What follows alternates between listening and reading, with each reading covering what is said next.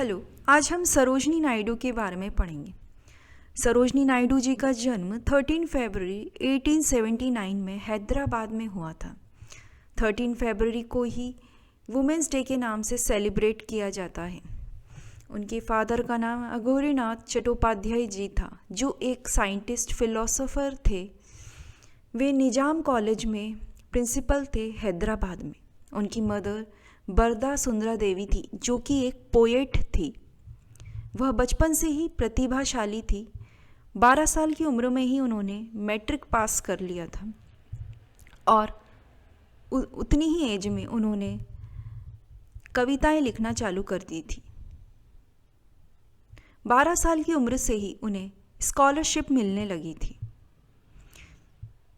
सरोजनी नायडू जी की marriage doctor गोविंदराजुलू Naidu से 1898 में हुई थी। वे एक फिजिशियन थे। उन्होंने किंग्स कॉलेज लंदन में पढ़ाई करी। बाद में गिरटन कॉलेज में कैम्ब्रिज में आगे की पढ़ाई करी। She is Nightingale of India. उन्हें भारत की कोकिला कहा जाता है क्योंकि उनकी कविता में संगीत जैसी मधुरता थी। वे जब भाषण देती थी तो लोगों के दिल को छू जाता था। उनकी कविता में साहस और भक्ति दिखती थी। उनके भाषण ऐसे होते थे जिससे कि लोग प्रभावित हो जाते थे।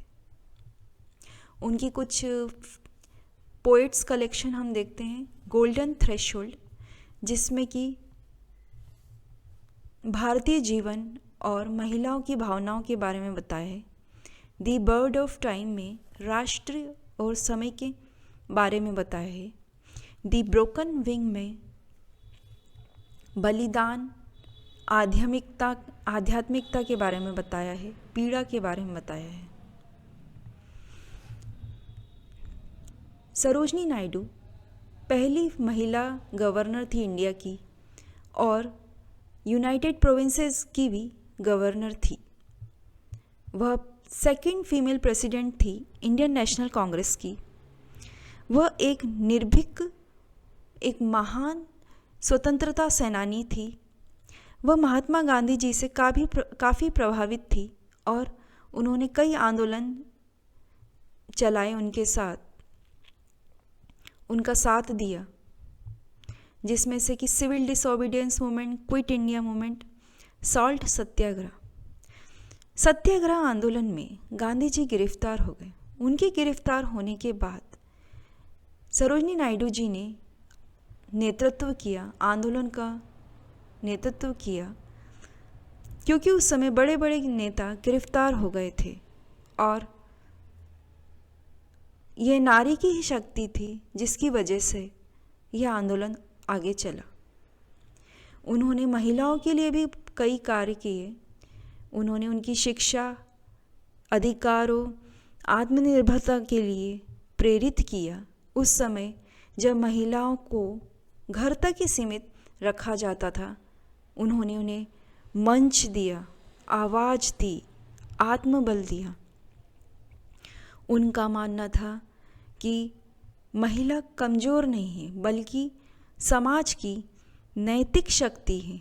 महिलाओं को आत्मनिर्भर और जागरूक बनाने के लिए उन्होंने प्रेरित किया।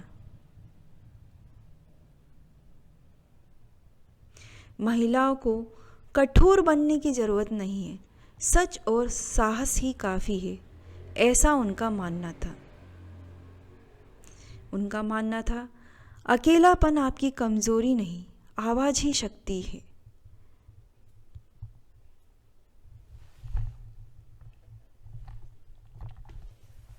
उनका निधन 2 मार्च 1949 में हुआ था, जब वह गवर्नर थी।